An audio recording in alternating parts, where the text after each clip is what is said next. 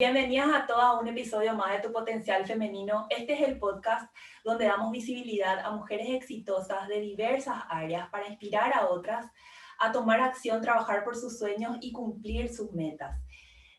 Aramí Ullón, que es nuestra invitada de hoy, es una escritora, productora y directora de cine paraguaya. Vive y trabaja en Paraguay y en Suiza. Es una de las pioneras del cine documental de autor paraguayo. Es creadora de la película El tiempo nublado, que fue su primer documental. Ha sido seleccionado en más de 70 festivales internacionales, entre ellos algunos de los más importantes. Y bueno, su más reciente trabajo se titula Apenas el sol, que bueno, nos va a estar hablando un poco también de esto, que como los demás está fuertemente enfocado a la realidad paraguaya. Bienvenida, Aramí Ullón, a Tu Potencial Femenino. Muchísimas gracias por la invitación, un honor estar con ustedes. Gracias. Bueno, Aramí, contanos un poco de tus inicios. ¿Cómo inició tu camino en el audiovisual? Desde esas primeras ganas que tuviste en tu vida de dedicarte a esto, ¿cómo fue? Y también tu paso por llegar hasta ir a trabajar y vivir a Suiza. Bueno, yo empecé a trabajar cuando era muy joven, tenía 16 años, cuando por primera vez me acerqué por accidente al audiovisual, porque realmente no fue un proceso planeado. eh, Me dieron un primer trabajo de asistencia de producción y en ese momento yo no sabía muy bien de qué se trataba todo ese tema, todo ese mundo, pero me dieron esa oportunidad de aprender ese oficio. Yo lo tomé y empecé a trabajar en un programa de televisión en los años 90 que se llamaba Vía Libre, que era un programa de debate joven. Y a partir de ahí, dentro de Alta Producciones, empecé a aprender del oficio, observando sobre todo en un proceso muy empírico a otros compañeros, colegas, directores, productores y bueno, también otras áreas que hacen al audiovisual, dirección de arte, casting, etcétera. Y a través de los años fui experimentando con diferentes formatos, digamos. O sea, de la televisión pasé también a hacer cortometrajes bastante experimentales a finales de los 90, a principios de los 2000.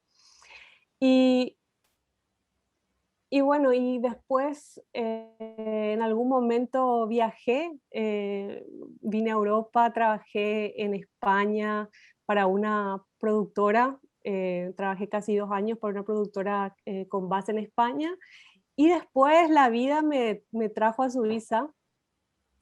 Digo la vida porque en realidad la razón por la que yo vine acá no tiene nada que ver, no tenía nada que ver con el cine en un principio. Vine acá porque me enamoré y a partir de ahí, al llegar a este país, que es un país muy complejo por muchos motivos, pero uno de ellos es que Suiza tiene, como vos seguramente bien sabes, tiene 4 idiomas oficiales y el inglés es digamos, el quinto, no es oficial, pero básicamente todo el mundo también habla inglés. Entonces estamos hablando de un lugar muy competitivo donde la gente tiene una formación, una educación, una formación muy alta y yo enfrentándome a una realidad en donde me tocaba aprender alemán para entrar, digamos, a un mercado laboral, un idioma que no es demasiado amigable de aprender, eh, digamos de que se puede aprender fácilmente un nivel básico que aprendí muy rápido, pero estoy muy lejos de, de dominar el alemán, ¿verdad? Y entonces, en ese limbo en el que estaba, empecé a escribir un proyecto documental y por suerte, muy rápido, ya el primer año que estuve yo acá en Suiza, logré que una casa productora se interesara por el proyecto y empezamos a producir lo que sería después El tiempo nublado, ¿verdad? Y Ah, ahí empezó el viaje que continúa todavía hasta ahora. Y ese, o sea, vos ya empezaste ahí. ¿Y qué fue lo que te llevó a tratar ese tema? Porque, bueno, el tiempo nublado para las personas que quizás todavía no lo vieron, trata de exponer un poco la realidad de los adultos mayores, la situación acá en Paraguay, ¿verdad? Ese desamparo, esa falta de la asistencia por parte del gobierno, pero también que es una realidad social, ¿verdad? Porque fíjate vos, haciendo tu vida con un nuevo horizonte, una pareja, viviendo, haciendo ya la tuya, es, suele coincidir con el momento en que también que nuestros padres ya están más adultos, que ya van más lento y que tenemos que hacernos cargo, ¿verdad? Y cómo vos hiciste para viajar y atender las dos cosas, o sea, cómo se te ocurrió tratar ese tema a través del documental.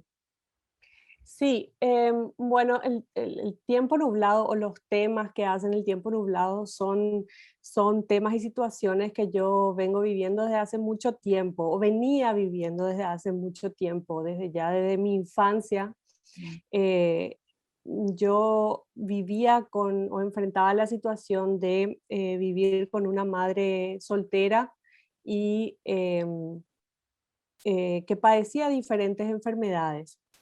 Entonces, desde muy chica me tocó cuidarle y ser su compañera, pero también eso generaba, por otro lado, eh, una no infancia, digamos, una infancia incompleta o cercenada y una falta a lo mejor de guía en todo ese proceso de crecimiento. Entonces, el tiempo nublado no era un tema nuevo para mí. Lo que yo enfrentaba era encontrar, digamos, la forma adecuada de narrar esa situación.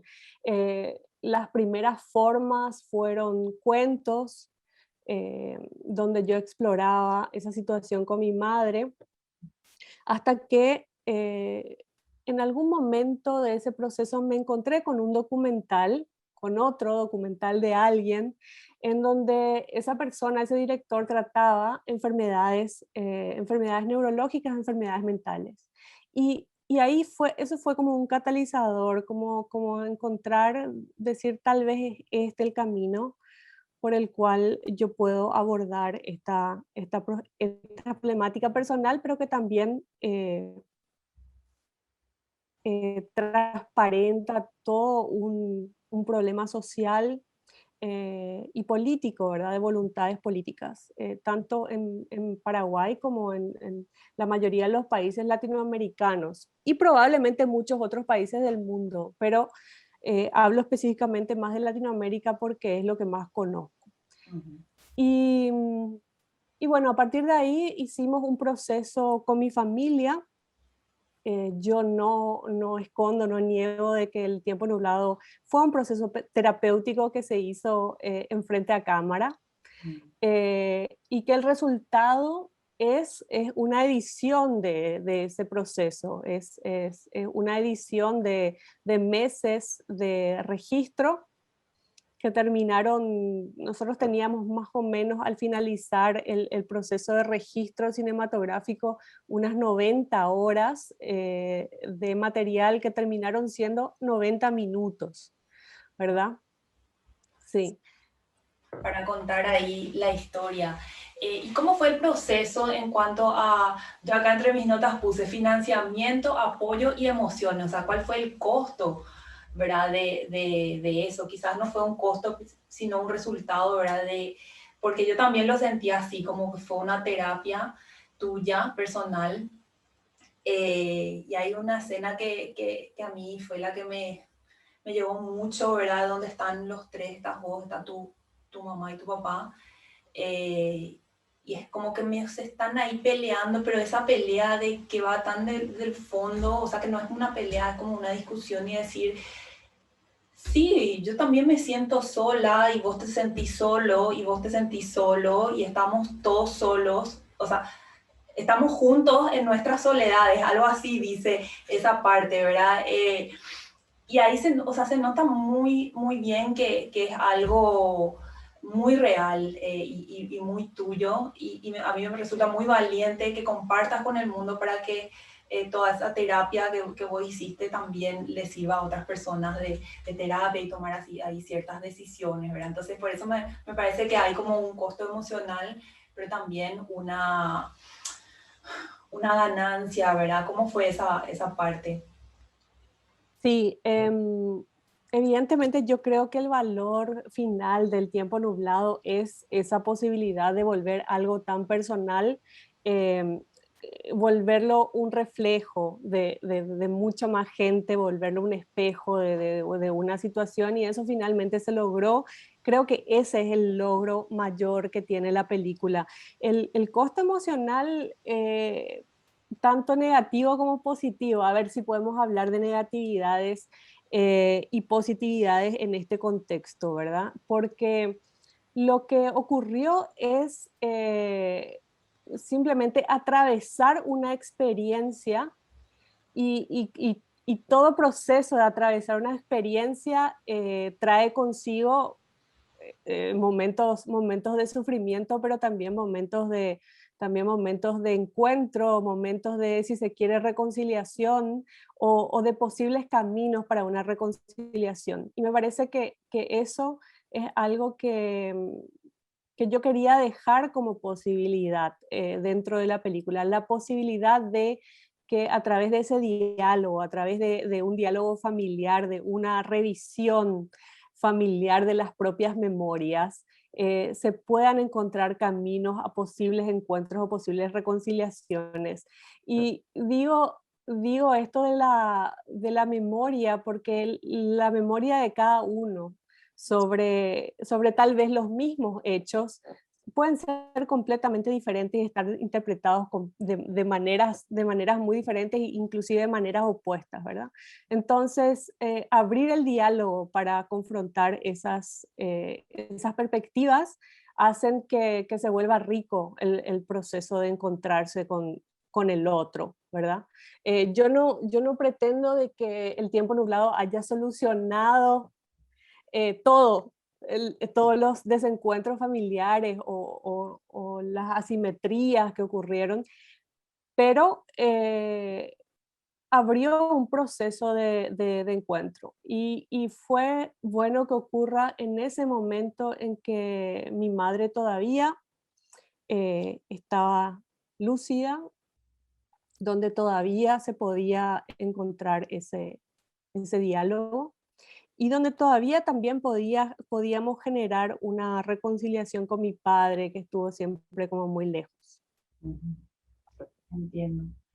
Sí, comparto totalmente. Es animarse a tocar ciertos puntos y eso nomás, o sea, eso nomás, ¿verdad? Entre comillas, pero es súper valioso, ¿verdad? Encontrar un punto por donde empezar a tratar eh, la temática. Eh, Tuvo también un aspecto que me pareció novedoso para la época, ¿verdad? El tema del financiamiento, lo hicieron también a través de una plataforma. ¿Cómo fue esa experiencia? ¿Lo siguen utilizando hasta ahora? ¿Cómo ves el financiamiento también en general hacia el cine independiente, el cine autor? Bueno, sí, nosotros hicimos una pequeña campaña de crowdfunding en aquel momento, estamos hablando del 2011, creo, 2000, sí, 2011, eh, donde el crowdfunding era todavía novedoso, ¿verdad? No había todavía demasiado movimiento en ese sentido y nosotros vimos una oportunidad para tener un empujón inicial, porque esa campaña de crowdfunding se realizó antes de que la película consiga una casa productora que la produzca. Ah, ya.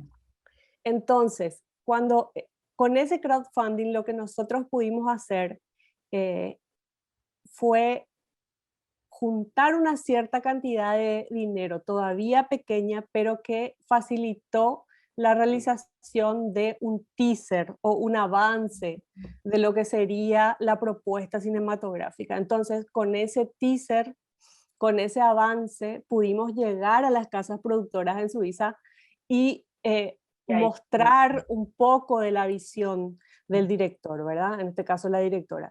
Entonces, fue sumamente útil, fue efectivo, eh, fue mucho trabajo también porque es un trabajo de comunicación constante con la gente, con el público, con la futura audiencia de la película que ya apuesta ujú. a una propuesta que todavía no existe, ¿verdad? Pero a partir de ahí ya no tuvimos necesidad de volver a recurrir al crowdfunding porque la película encontró su financiación dentro de Suiza y también de otros países europeos y una coproducción con Paraguay, donde Paraguay es un productor minoritario, también por las capacidades de financiamiento que existen en Paraguay, pero ya se financió así El tiempo nublado y también Apenas el sol. Se financia ya con un sistema más estable de financiación, sobre todo de medios europeos.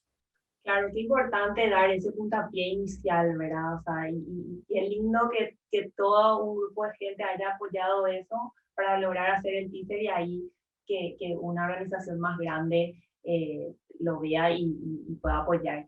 Y Apenas el Sol, contanos un poco de qué trata el documental y qué te llevó a tratar este tema. Bueno, yo creo que es como una cosa orgánica, ¿no? Es como que la obra o las obras que va haciendo un director o un artista trazan como un retrato más global de lo que el artista está tratando de decir o de quién es, de alguna forma, ¿verdad? Entonces están conectados. El tiempo nublado está conectado de alguna manera a Apenas el sol. Apenas el sol trata de la pérdida del hogar, perder el hogar a la fuerza y no poder recuperarlo. Y ese tema se aborda desde la perspectiva de Mateo Sodé Chiqueno, que es una persona ayoreo, em, que nació libre, nómada, en el monte, en los bosques chaqueños, y fue arrancado de él como la mayoría de los ayoreos, y fueron llevados a lugares desérticos con poca vegetación, donde fueron forzados al cristianismo y al sedentarismo, sin poder recuperar su vida original, su forma de vida original, sin poder recuperar el monte, la vida en el monte, y perdiendo también su cultura, desafortunadamente, ¿verdad? Y en la película se hace una entrega de la palabra a Mateo, que recorre el Chaco, encontrándose con otros ancianos ayoreo que también, como él, vivían originalmente en los bosques y perdieron su hogar de manera violenta. Qué fuerte. Eh, ¿Y cómo fue que conociste a Mateo o es toda esta realidad? Bueno, yo me acerqué a Mateo gracias a la ayuda de Benno Glauser en un principio. Benno Glauser es un pensador, historiador, antropólogo suizo que vive en Paraguay, pero ya después de ese primer contacto, él me puso en contacto con Mateo, y con toda la realidad lloré, y con toda esa complejidad. O sea, él como que me enseñó un montón como para que yo pueda empezar a acercarme a todo ese mundo, a toda esa complejidad, ¿verdad?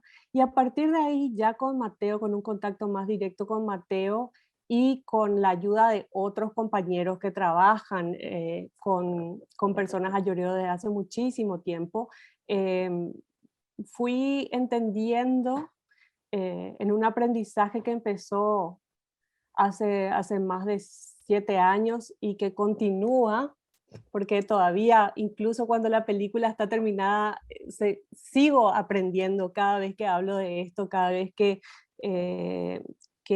diferentes audiencias del mundo ven la película. Em, a partir de todo ese aprendizaje, trazamos con Mateo una ruta de lo que él quisiera hablar con otros ancianos y de lo que yo quería retratar. Entonces, hicimos como esta colaboración, eh, una colaboración solidaria en donde el mundo ayoreo puede encontrar una plataforma para expresarse y exponer la situación que pasaron anteriormente y también la que están viviendo actualmente.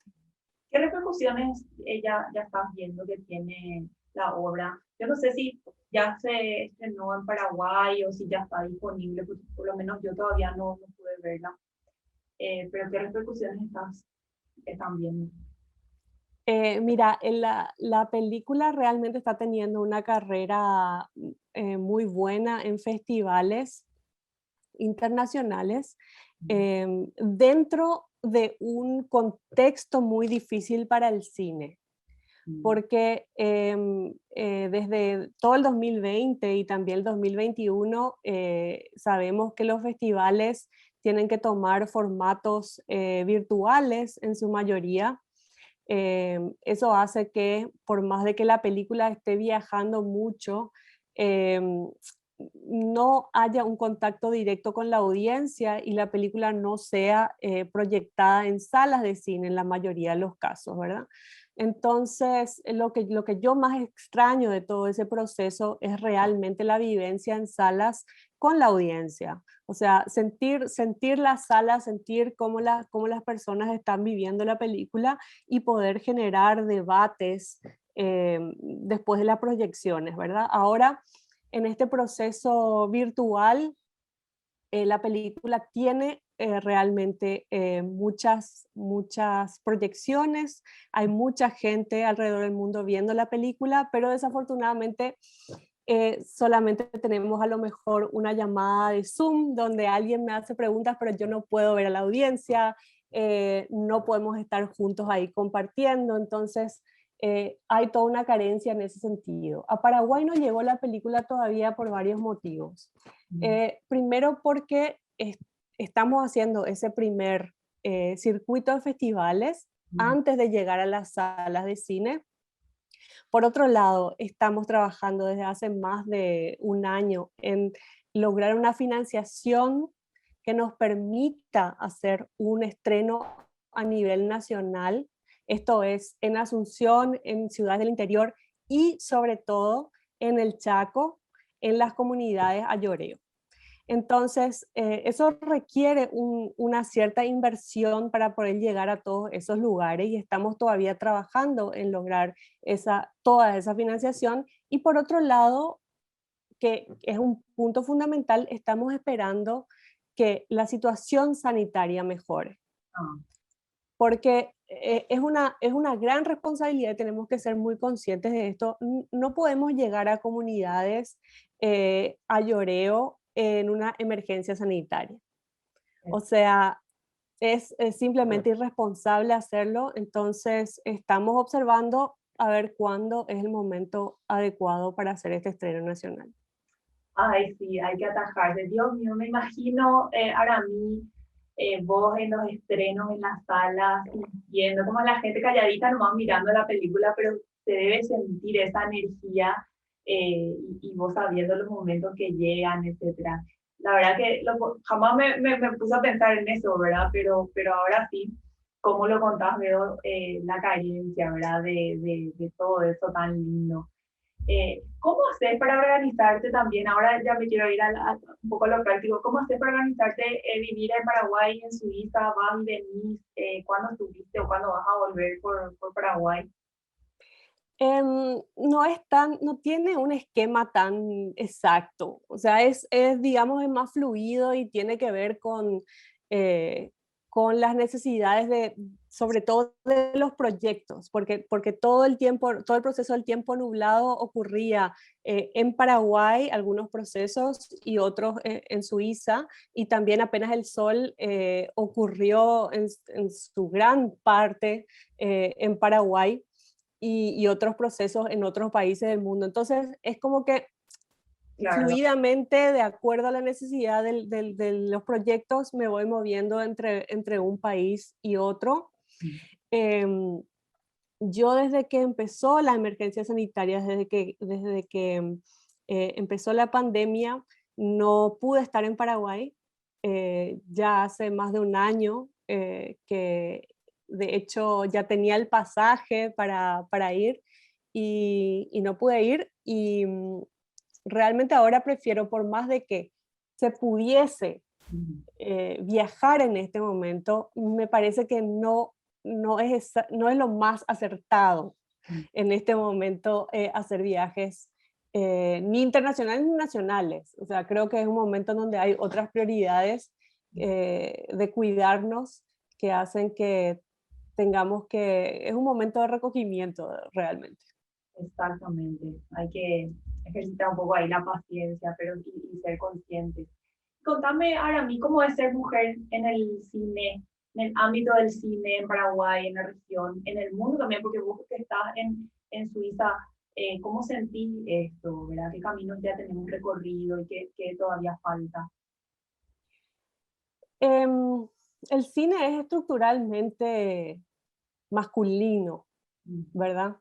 Eh, es una industria que está diseñada en su mayoría por hombres y es por eso que es muy importante que las mujeres podamos encontrar espacios de diálogo entre nosotras, que podamos ayudarnos a identificar estructuras, machismos que normalmente están escondidos debajo de excusas u otras apariencias y que podamos realmente llamar a esa asimetría con su nombre, que es una inequidad, ¿verdad? Y que podamos a partir de ahí buscar alternativas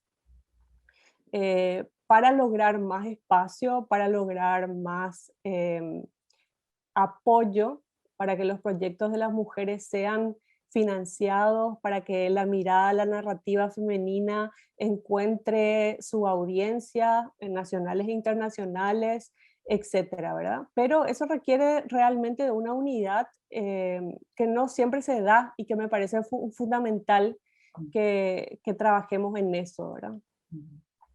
Claro, qué importante es lo que decías sobre eh, la estructura y que muchas veces ni siquiera nos damos cuenta, que creemos que las cosas son así nomás luego, pero cuando uno ejercita esa mirada de, espera, ¿por qué esto es así? ¿Por qué siempre Mm. es así? Es cuando vamos desarrollando, bueno, este defender un poco más de lo que tenemos por decir las mujeres, de nuestra mirada que es tan valiosa y tan rica. Y yo creo que tu obra también, Arami, creo que tiene muchísimo de lo que es el sentir femenino y la capacidad de ver y tocar estos temas, ¿verdad?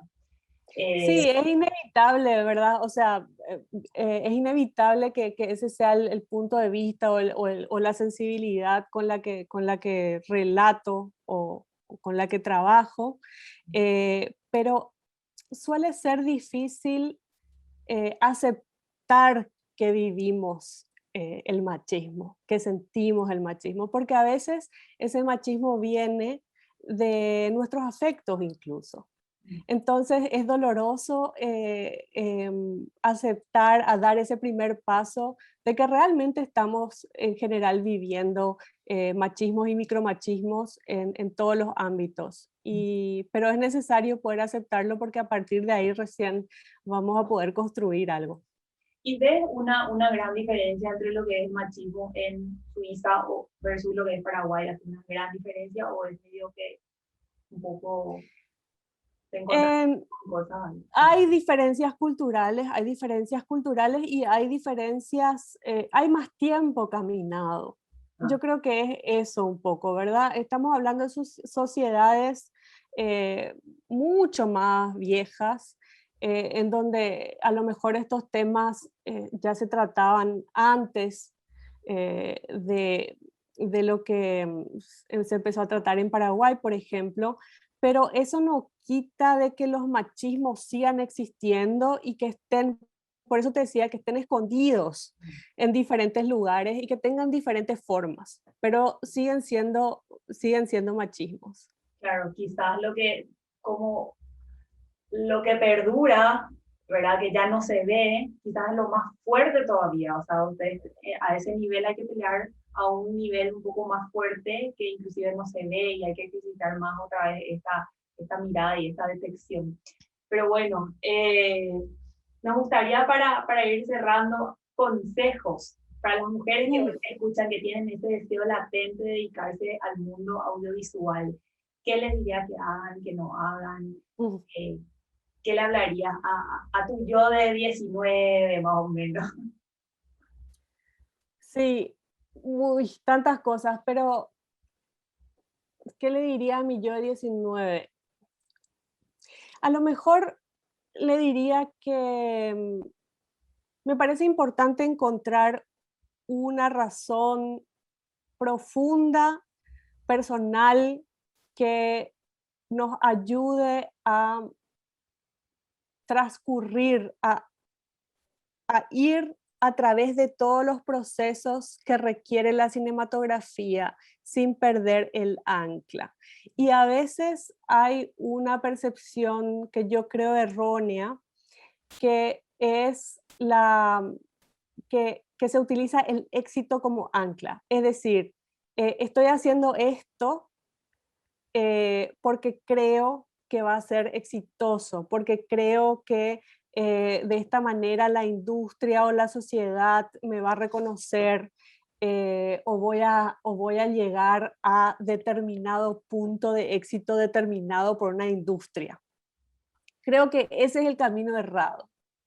Creo que tiene que haber una necesidad profunda de un relato cinematográfico que puede ser muy íntimo y muy personal y diferente para cada una, pero que el éxito en sí mismo es muy endeble y está afectado por demasiados factores que están completamente fuera de nuestro control y que no necesariamente tienen que ver con la calidad de nuestro trabajo. Entonces tiene que haber algo que realmente nos ancle y nos permita decir, continúo en este proceso, incluso en los tiempos difíciles, ¿por qué? Ese por qué es el que hay que encontrar. Que hay que ir trabajando, quizás desde más joven. Sí, totalmente.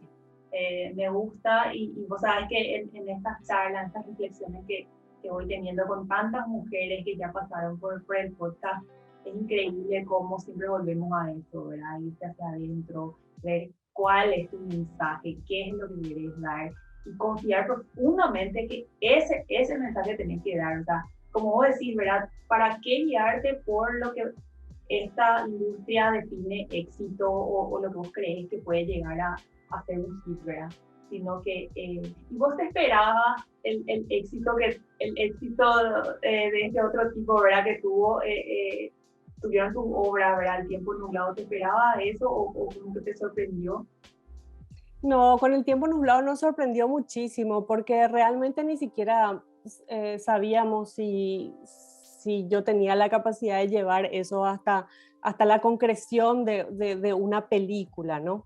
Y con Apenas el Sol tampoco, porque, a ver, cada película es un universo completamente diferente. En cada película se empieza desde cero, from scratch. O sea, cada película es tan única y va a tener un proceso tan único y va a estar determinado por tantos factores que uno no puede saber antes o por lo menos yo no puedo saber antes si los procesos van a funcionar y va a llegar hasta la concreción de una película.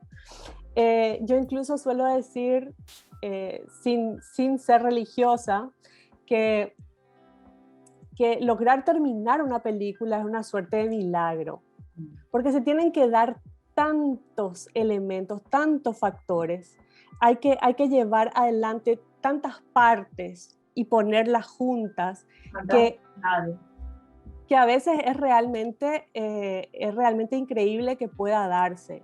Entonces, no, me parece que saber si va a ser un éxito, esperar que sea siempre uno espera que la película llegue a la gente, que la película mueva algo, sobre todo con el documental, ¿verdad? Que mueva algo, o sea, que esté ahí para generar por lo menos preguntas, si no respuestas, ¿verdad? Yo creo que eso es lo que más me interesa del proceso. Qué lindo, qué lindo. Bueno, muchísimas gracias, Aramí, por estar acá. La verdad que se siente tu energía, tu buena onda. Sé que estamos lejos. Aramí está en Suiza, yo estoy en Paraguay. Tus dos países queridos. Tus dos casas. Esperamos que vuelvas, que puedas volver pronto, como vos decís, en el momento más indicado, cuando toda la situación lo permita, que bueno, que en algún momento todo se va a dar, como vos decís con tus películas, todo se va a alinear para que podamos estar. Ojalá que sí. Bueno, ojalá que sí. Y gracias por estar, y te deseo muchísimo éxito con todo lo que se venga en los siguientes proyectos también.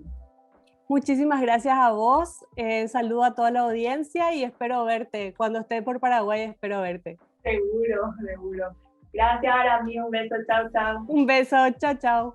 Gracias por escuchar Tu Potencial Femenino. Te animo a que explores aún más tu capacidad excepcional como mujer, dedicándote tiempo y confiando en tu poder. Comparte este episodio con tus amigas para potenciar nuestras energías y así transformar la actitud femenina con la que enfrentamos el mundo.